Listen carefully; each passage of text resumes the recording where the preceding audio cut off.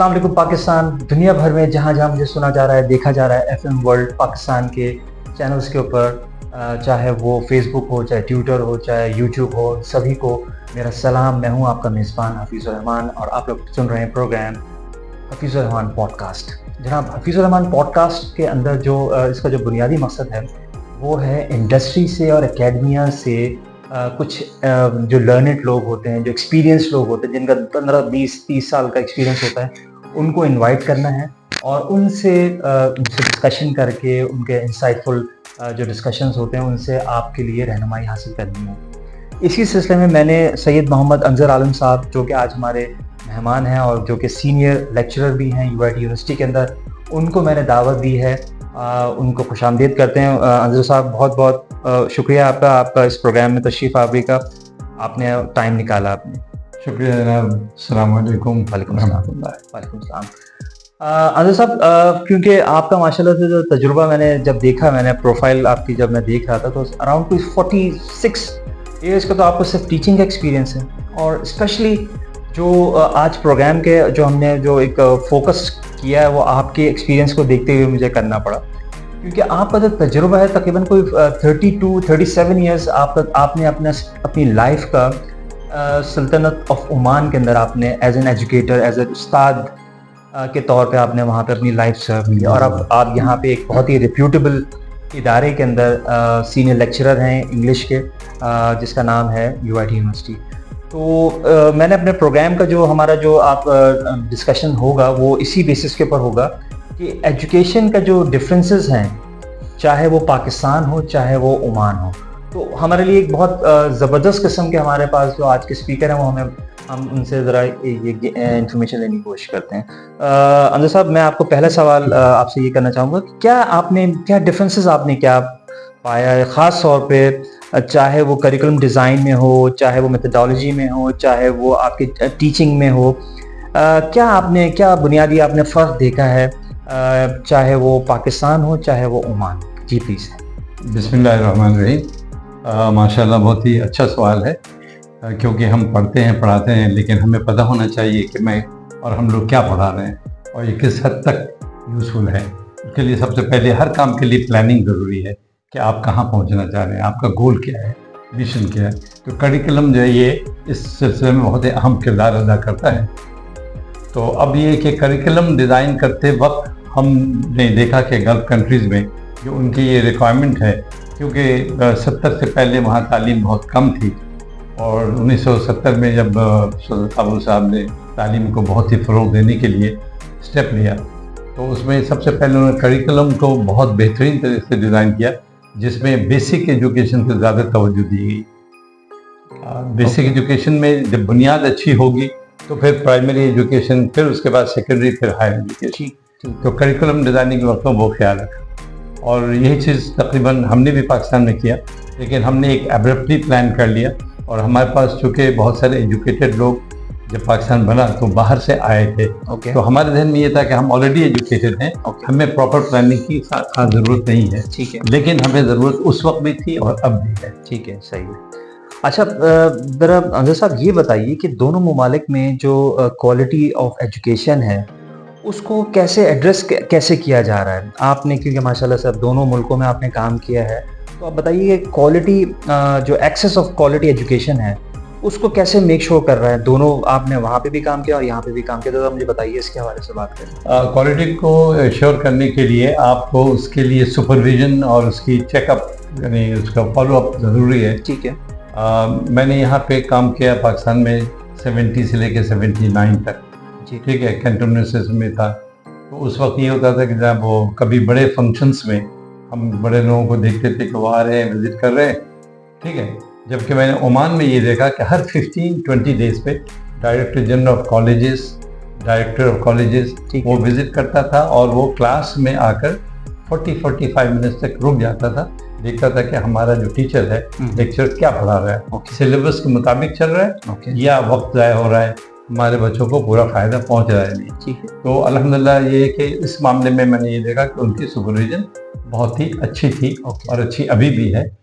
इस मामले में ये कि मैं सजेशन दूंगा कि हमें हमारा जो सुपरविजन का एरिया है उसे हमें और बेहतर करना होगा। ताकि हम क्वालिटी प्रोड्यूस कर सकें। ठीक है। जो सिलेबस है उसके मुताबिक चल रहे हैं या नहीं, टीचर्स टाइमली आ रहे हैं, पंक्चुअलिटी है या नहीं है, बच्चों पे भी इसका पॉजिटिव असर पड़ता है। ठीक है। इसका ख्याल रखना हमारे लिए ज़रूरी है। Supervision is must. Okay, right, ठीक है। अच्छा, ये बताइए कि स्टूडेंट्स को हम जॉब मार्केट के लिए जो तैयार करना होता है, हमारी एक जिम्मेदारी होती है। मैं अब बात कर रहा हूँ मैं यूनिवर्सिटी लेवल के ऊपर, बिकॉज आप भी यहाँ पे अभी इस वक्त यूनिवर्सिटी लेवल के ऊपर आप पढ़ा रहे हैं। तो क्या जिम्मेदारी होती है यूनिवर्सिटीज़ की? क्या वो जिम्मेदारी को पूरा कर रही हैं?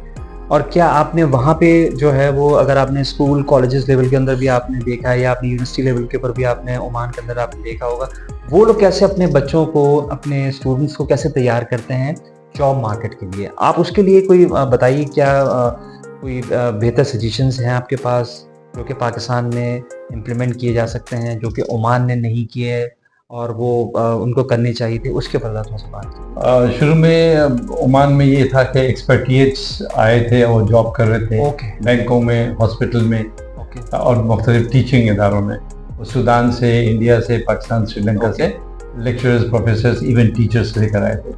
लेकिन उन्होंने क्या किया कि वो ओमनाइजेशन किया। ओके। एजुकेशन को ओमनाइज कर लिया।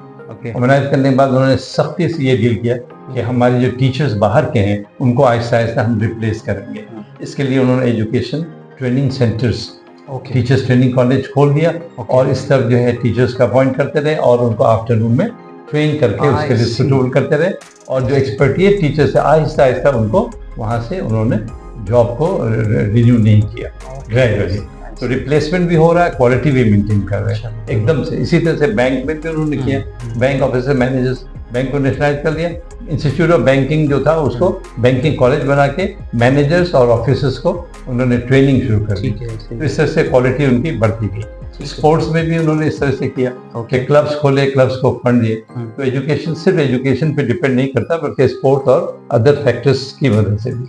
अच्छा, उन्होंने अपने लोगों को लाने के लिए ज़ाहिर ओमनाइजेशन के सिलसिले में हॉस्पिटल, स्कूल्स को उन्होंने अपने लोगों से फिल करना शुरू किया। ठीक है, सही है।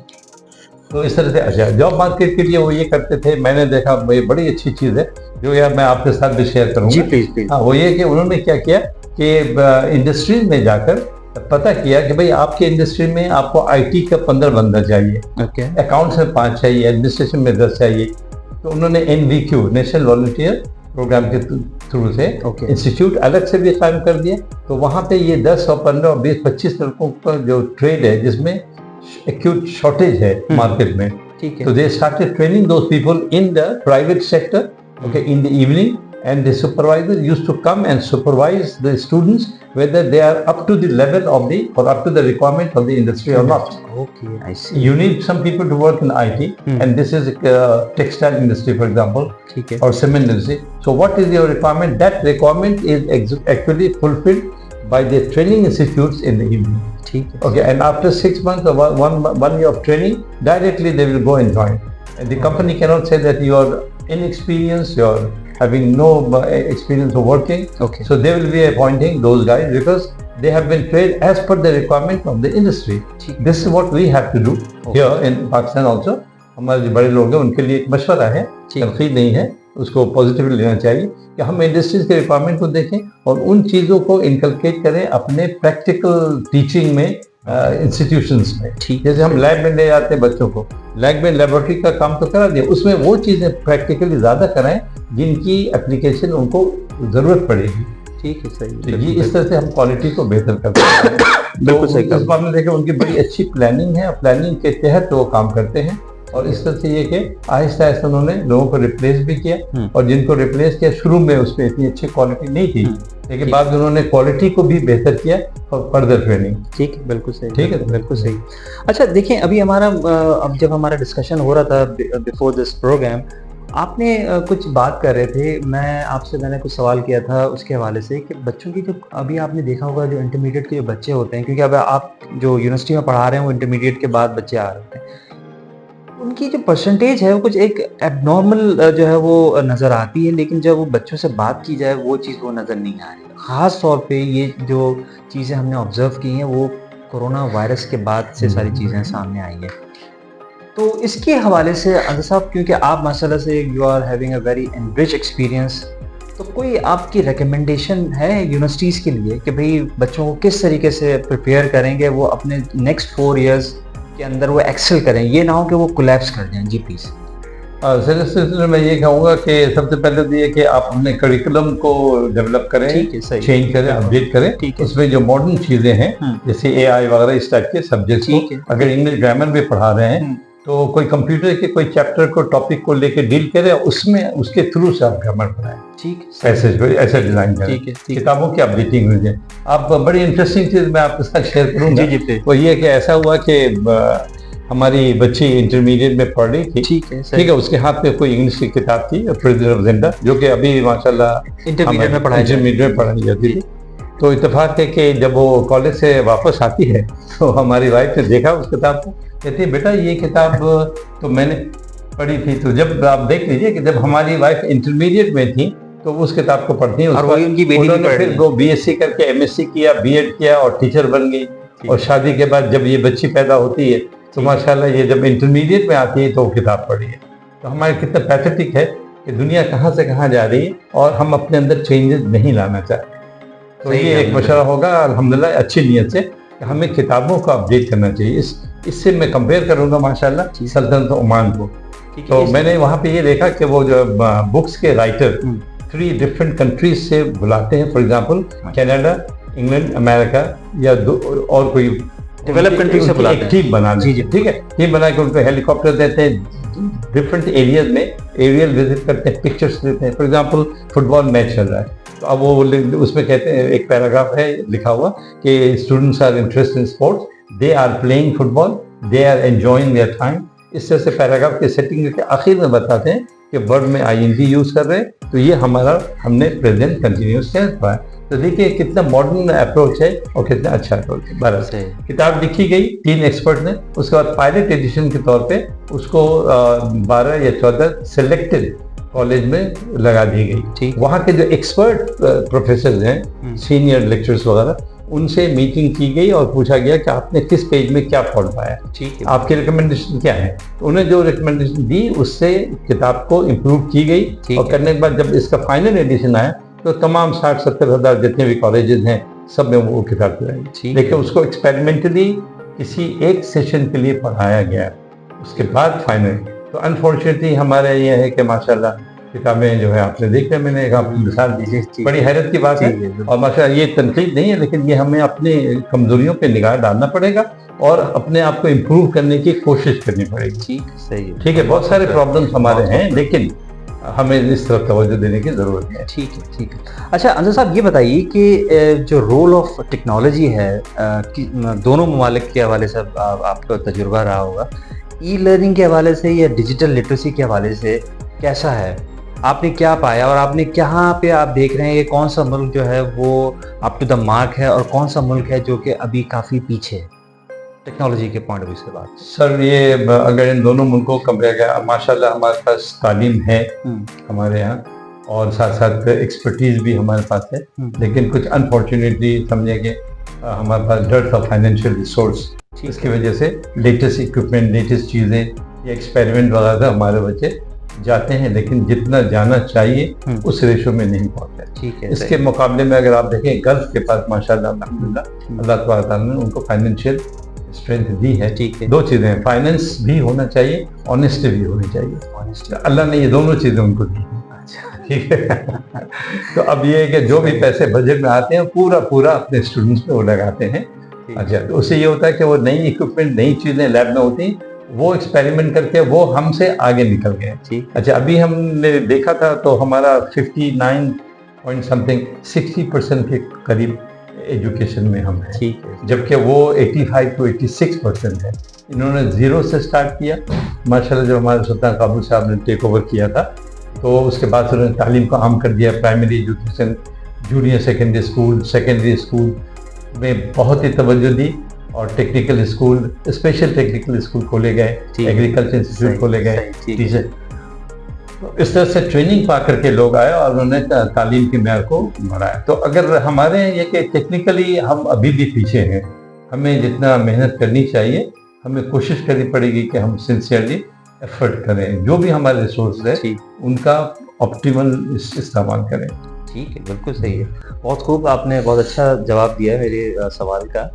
अच्छा अंशु साहब, ये बताइए कि कल्चरल फैक्टर्स जो है वो कैसे इन्फ्लुएंस कर सकता है दोनों ममालिक के अंदर, कैसे करता हुआ आपको नज़र आ रहा है? क्या कल्चरल डिफरेंसेस क्या हैं दोनों ममालिक के अंदर, अगर आप एजुकेशन के पॉइंट ऑफ व्यू से भी देखें? Sir, from the education point of view, I would say that the rural education and the urban education, there are two areas of education that we have to consider. Okay. In the rural areas, mostly people are uneducated. They're farmers, you know, fishermen, this and that. ठीक So these people, just especially हमारे मुल्क में भी है कि पेशावर वगैरह या गांव में या सिंध के गांव में चले जाएंगे, तो हो सकता है अभी भी वो थोड़ा सा हेजिटेंट है कि लड़कियों को तालीम के लिए नहीं भेजना चाहते हैं। ओके पर्दा वगैरह ये वो या रिलीजियस पे आ जाती है। तो जब इन फैक्टर्स को मैं कंसिडर करता हूँ ओमान में, शुरू में थोड़ा बहुत वहाँ भी था, लेकिन वहाँ पे मैंने देखा कि बड़ी तादाद में लड़कियाँ स्कूलों में जा रही हैं, अपने गांव देहातों में भी, और खासकर गवर्नमेंट ने प्राइमरी एजुकेशन पे बहुत ही ज़्यादा फोकस किया था 70s में, वो चीज़ बढ़ती गई। अच्छा, कल्चरल इम्पैक्ट पड़ता है, लेकिन ये अगर फैमिली एजुकेटेड है तो वो इनकरेज करती है कि हमारे बच्चे और बच्चियाँ पढ़ें। स्पेशली हमारे मुल्क में भी इंटीरियर में आप देखेंगे अभी तक बहुत सारे एग्जाम्पल हैं ऐसे, मैं इस वक्त कोट नहीं करना चाहूँगा, कभी हादसा भी हो जाते हैं, है ना, गांव में स्कूल पे जाके लोग फायर भी कर देते हैं। इसका मतलब मिजाजी तौर पे हम तालीम याफ्ता नहीं है, दिमागी तौर पे, तो हमें मतलब पूरा एनवायरनमेंट को चेंज करना पड़ेगा। इसके लिए मतलब हमारे तालीमी इदारे, NGOs, पेरेंट्स, पढ़े लिखे लोग, सोसाइटीज काम कर सकती है और करने की ज़रूरत है। और इस सिलसिले में ये कि गल्फ कंट्रीज़ में मैंने देखा कि माशाल्लाह वो कल्चरल इम्पैक्ट कम है। वो अरब्स होने के बावजूद पर्दे में भी रहकर और डॉक्टर्स भी हैं, सारा काम कर रहे हैं। अच्छा, मैंने ये देखा वहाँ पे बहुत शुरू में कि वैन्स को भी लेडीज़ को चलाते हुए देखा, ड्राइवर, जीपी में ड्राइवर पर्दे में पूरा कवर करके स्कूल के वैन को लेडीज को ऑपरेट कर रही हैं। हाँ, तो इसी तरह से तालीम में अब जहाँ आपको दुकानों में सेल्स गर्ल मिलेंगी, लड़कियां मिलेंगी, तो जो कि पहले मेल हुआ करते, पढ़ के वो आ रही हैं और छोटे मोटे काम में वो शर्म हया नहीं करते। इवन उनके ओल्ड रिटायर्ड लोग, अगर कोई काम नहीं मिल रहा तो चौकीदार के तौर पे बैठे हैं गेट पे, लेकिन कर रहे हैं। तो मतलब ये कि उनका एक एनवायरमेंटल फैक्टर है जिसकी मदद से उनको ये समझाया गया कि भाई आपको तालीम हासिल करना है, आगे बढ़ना है, अपने मुल्क के मईशत में हिस्सा लेना है, और वो ले रहे हैं। इस तरह से वो जरूरत करता है। ठीक, बिल्कुल ठीक है। हमारा जो एक बड़ी तादाद में फीमेल फॉक है, उसको हम निगलेक्ट नहीं कर सकते। ठीक है, और उनको ज़्यादा तवज्जो देना चाहिए, उनको इंकरेज करना चाहिए कि वो तालीम में आए। ठीक है। अच्छा अंशु साहब, क्योंकि आपने बहुत ज़्यादा अरसा आपने ओमान के अंदर गुजारा है एज एन एजुकेटर, कोई ऐसा वाकया जो आप सुनाना चाहें हमारे नाज़रीन को, कोई छोटा सा इंटरेस्टिंग वाकया हो जो कि आपने स्टूडेंट्स से रिलेटेड आपका कोई रहा हो, वो अगर आप बताना चाहें? ऐसे बेशुमार हैं, लेकिन ये कि इंटरेस्टिंग इस पे ज़रा कोई मज़ा हो जिसके अंदर भी। वो लड़के आमतौर पे मतलब इंटरमीडिएट लेवल में, अच्छा ये थोड़ा सा मैं आपको बता दूं, शायद मैंने पहले नहीं तज़किरा किया, तालीम का जो सिस्टम है सॉरी, क्लास 1 से लेकर 6 तक उनकी प्राइमरी है, और 6 के बाद जो उनके मिडिल स्कूल कहलाता है, जिसको प्रेफेक्टरी कहते हैं। ठीक है, आज़ादी अरबी में कहते हैं। अच्छा, उसके बाद सेकेंडरी है, तो उनकी जो सेकेंडरी जनरल सर्टिफिकेट है 12 साल में होती है, जबकि हम 10 साल में करते हैं। ठीक है। अच्छा, तो उसमें उसका बहुत फायदा है, पॉजिटिव पॉइंट है। हाँ, तो बच्चे मेच्योर्ड हो जाते हैं, बच्चों के अंदर सेंस ऑफ रिस्पॉन्सिबिलिटी आ जाती है, और उनका जो है बेस बढ़ जाता है। अब उन्होंने साइकिल सिस्टम भी कर दिया। साइकिल 1 है जो कि 1 से 4 तक है, दूसरा साइकिल 2 है 5 से 10 तक पढ़ाते हैं। अच्छा, उसके बाद साइकिल 3 है, फिर फाइनल जो साइकिल है वो 11-12 सेकेंडरी, जिसको आप यहाँ पे हायर सेकेंडरी कहते हैं। हाँ, लेकिन एक बड़ी अच्छी बात है जो मैं आपके साथ शेयर करूँगी, इससे मुझे याद आ गया, वो ये है क्या कि सेकेंडरी स्कूल पढ़ने के बाद हमारे बच्चे डायरेक्ट आ जाते हैं कॉलेज में। ठीक है ना? ठीक है। अच्छा, उनकी बेसिक मैथमेटिक्स में, इंग्लिश में वीकनेस होती है, और स्पेशली कोविड पीरियड में और 4 साल में ये रहा है। तो अब जो हम यहाँ पे मैं पढ़ा रहा हूँ UIT में, माशाल्लाह, जब इंग्लिश पढ़ाने खड़ा होता हूँ, हमारे पास बच्चे इंटरमीडिएट करके आते हैं, लेकिन उनका जब मैं मेयार देखता हूँ तो I am sorry to say that it looks like that they are the students of grade 7 or 8 or grade 4 sometimes. Even the basic thing they don't know. That means we have neglected them in some areas. Okay, even in mathematics, the maths teachers, they are complaining about the basic standard. तो अच्छा, वहाँ के reference से मैं एक बात मशवरा दूंगा। वहाँ पे ये करते हैं कि बच्चों ने क्लास 1 से लेकर 12 तक जनरल स्कूल सर्टिफिकेट ली, ठीक है, सही है। जिसको आप एसएससी कहते हैं, वो जीएससी कहते हैं। करने के बाद एक है प्रोग्राम उनका होता है फाउंडेशन प्रोग्राम, ओके, 1 साल का। ठीक है। तो फाउंडेशन प्रोग्राम करना मस्ट है। उसमें क्या होता है कि लड़के जो वीक हैं इंग्लिश में और जो मैथमेटिक्स में, आईटी में, ये 3 कोर्सेज हम लोग कराते थे वहाँ पे। तो उस फाउंडेशन प्रोग्राम में मेरी भी पोस्टिंग है। तो वहाँ पे हमारा मेजर काम होता था कि मॉर्निंग में 8:30 से लेकर शाम के 5 बजे तक उनको लैंग्वेजेस, मैथ्स और आईटी कराना। ठीक, उसमें ये कि मैथ्स में अगर बहुत एक्स्ट्रा ऑर्डिनरी कोई स्टूडेंट है तो उसको एग्जाम्पशन मिल सकता है, लेकिन बहरहाल कोर्स अटेंड करना पड़ेगा और 1 साल के बाद फिर वो अपना मेन कोर्स अटेंड करेगा। अब ये चाह रहे हैं कि अब ये भी पाकिस्तान के तो अंदर मैं एक रिक्वेस्ट करूंगा अपने हायर सीनियर से कि जो बच्चे एडमिशन लेते हैं आई एम सॉरी अगेन, तो उनका ये होता है कि वो वीक बहुत होते हैं, उस वीकनेस में वो पढ़ते रहते हैं, वो गैप जो वीकनेस का वो बढ़ता रहता है।